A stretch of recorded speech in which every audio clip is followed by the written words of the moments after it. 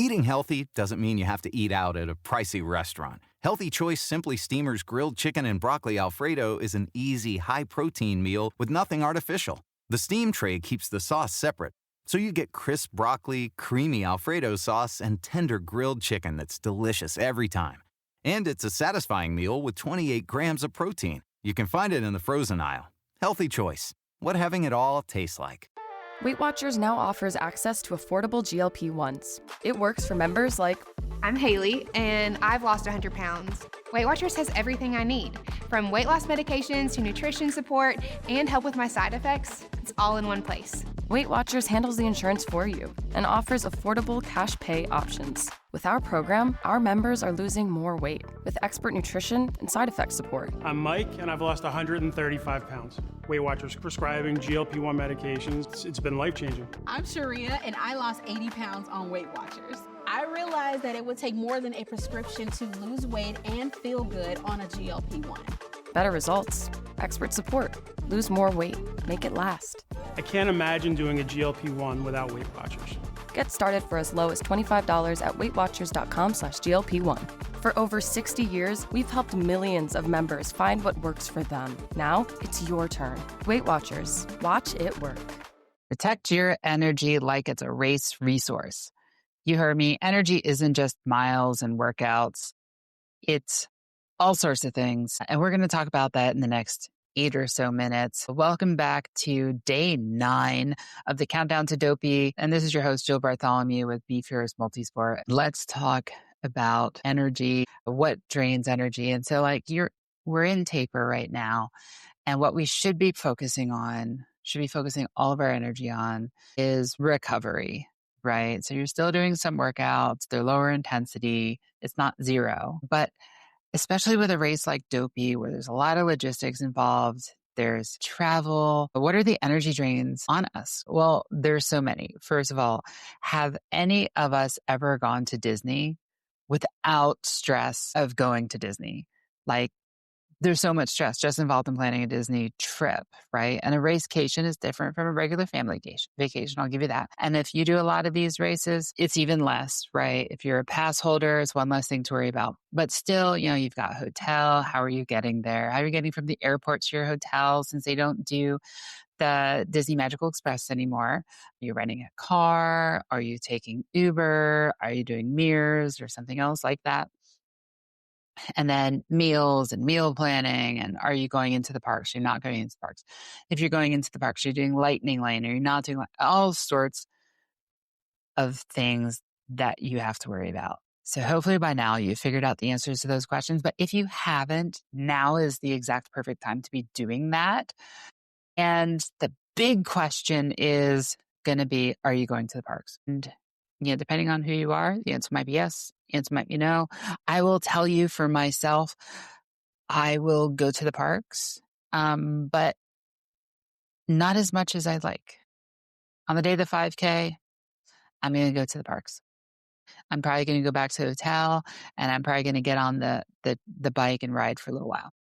And I'm going to be in bed by 8. On the day of the 10K, I'm going to go to the parks. But I'm probably going to be out of the parks by 1 or 2 o'clock in the afternoon. I'm not going to be there long. So I'm going to do a couple lightning lanes. Be like, you know what? Let's do the things that we want to do. And I've been to the parks enough that I don't need to go all day. I'm just going to go and do that. I have a couple of meetings on Friday with athletes and other clients. So, I'll tend to those. And then, we'll grab dinner and go to bed. Night of the half marathon. That's the big night, right? That's the really big night. I would highly recommend that the vast majority of people do not go to a park after the half marathon. Why is that? The hardest recovery that you have to do is between the half marathon and the marathon. And everything you do from the time you cross the finish line to the time you take that first step over the start line for the marathon should be about recovery, whether it's static stretching, dynamic stretching, hydration, eating, rest, whatever. So we'll go back to the hotel. We'll get something to eat. Last year, my husband went to the park with my daughter, and I met them for lunch. Met him at Epcot for lunch, and then I went back to the hotel and I got in the hot tub. I sure did. And then I probably went back to the room, I bring my bike and my rollers with me. So I probably went back to the room, got on the bike, on the rollers. You might go to the gym and, hop on the bike there. And, I'll do maybe like a little light 15, 20, 30-minute jog just to make sure everything's working the way it should be. And then all the while you're hydrating and eating. But the point is, like, this is my plan. I have a plan. Now, I've done this a few times, but you should have a plan. Like, what are you going to do? The conservative approach is don't go to the parks. The aggressive approach is you're going to have a full day in the park, show up the next day to marathon, tired. Here's why I don't think that's a good idea. You have trained for and invested a very non-trivial, a very significant amount of time into this race. If you followed the Galloway training plan, you have trained since the beginning of July. If you have followed Hal Higdon, kind of similar. If you've followed other training plans and have a coach, you might have been training for longer. I know many athletes who have been training for this for close to a year now. And so the question to ask yourself is, do you want to jeopardize that by showing up tired?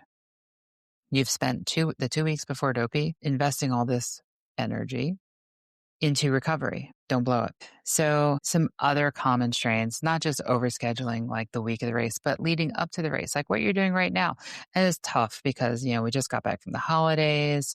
Maybe you have New Year's Eve plans that you're going to do, and that's fine. But take it all in moderation as much as you can and get your rest. Standing too much. If you have a job that's on your feet, like get up and move around. And then the emotional stress. And this time of year is tough. 2 weeks after Christmas to the day, we're going to line up at our first race. And it's just an emotional time. It's the end of the year. It's the start of a new year. But, take it in stride. Do what you think you need to do. But try not to get too emotional about the race itself. The race is going to come here no matter how you feel about it. I posted an episode of this podcast on Instagram, and immediately first response came back and said, I wish I had more time. It's like, yes, me too. But you know what? There is never going to be a time where we did not wish we had more. So we have what we have. Why does taper feel so weird? I mean, we've talked a lot about taper, but a lot of it is like your body, it's finally absorbing all the work that you did. It's recovering, it's rebuilding muscle. And it's not uncommon during taper for people to get colds, little cold, sniffles, super normal. This too shall pass. It'll be fine. You may feel lazy right now. Chances are you're not. Chances are you're doing the exact right thing. And it's called strategic restraint. You are restraining yourself from overtraining. Now, if you are if you're an elite athlete, if you're used to being in a constant state of training, this will be different for you, right? If you're using Dopey as a training race for another bigger, larger event, obviously this advice may not apply. But if Dopey is your A race for the year, and you've invested all this time and energy in it, take the time, recover so that you can show up strong. And that's the key theme here, is you want to show up strong. And I'm just going to say, remember this phrase. If it feels boring, you're probably doing it right. If your runs feel boring, if being still feels boring, if resting feels boring, you're doing it right. Like totally doing it right. And, rest is not weakness. It is a strength. In this case, if we were 3 months ago and you came to me as an athlete and said, hey, I just felt like resting instead of doing the workouts, we would have a long conversation about why you needed the rest, right? Are you overtraining? Do you have other life stress going on? Is your sleep poor? Or did you just not feel like doing it that day? And like, there is a difference. If you just don't feel like doing something, okay, so that could be laziness. It might not be, but it could be. But right now, stick to your plan. And I hope you have a plan. It seems like most people have a plan. Stick to it and always follow your gut because your gut is usually right. Okay, so suppose that you have activities on your plan. Suppose that you decide to do some extracurricular activities that aren't on your plan. Ask this question before you do it. Does this give me energy or take away from it? If it's energizing, go ahead, do it. If you are going to need to rest and recover from it, probably not the right thing to do right now. Give yourself the permission to maybe feel a little bit lazy, to overhydrate a little bit, eat some real food, and protect your energy like you're protecting your plan. Because that's what it is. You are 9 days away from towing that first start line. And right now, it's about rest, recovery, and protecting your body because you don't want to show up broken, tired, or sick. So let's do it now. Get those sicknesses through and recover. All right. Be fierce, be you, and I'll see you tomorrow. Bye.